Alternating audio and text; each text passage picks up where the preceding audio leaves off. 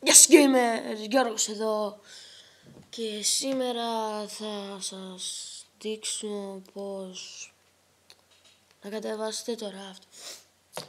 Δεν είναι δύσκολο στην αρχή, απλά μετά είναι λίγο δύσκολο να το παίξετε, γιατί και εγώ στην αρχή απλά το βρήκα μόνος μου, όμως δεν είδα κάποιο βίντεο επειδή δεν έχουν βγάλει YouTubers κάτι τέτοιο. Λοιπόν, θα πατήσετε καταρχήν download now. Θα πατήσετε no thank just me to the downloads, γιατί δεν θέλει να πληρώσει κάτι τέτοιες μαλακίες.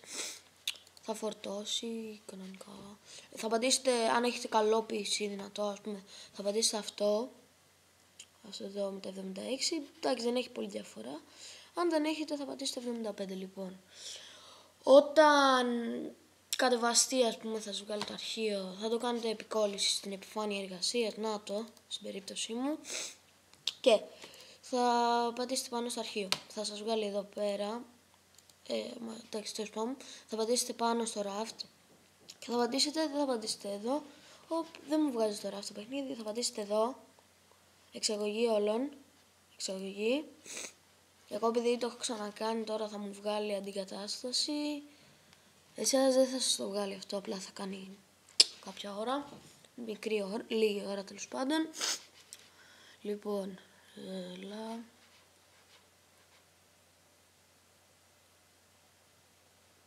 Κάτω.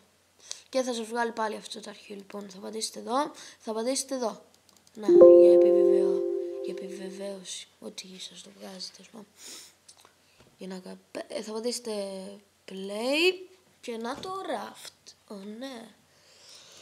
Είναι πολύ απλό. Πείστε μου να διευκόλυνε κάποιους που είχαν κολλήσει. Τέλος πάντων, ναι, και μετά ξέρετε ρε φίλε. Κοίτα. Αυτό είναι το βίντεο σήμερα. Αν σας κάνετε ένα like, ναι. Κάντε subscribe στο κανάλι άμα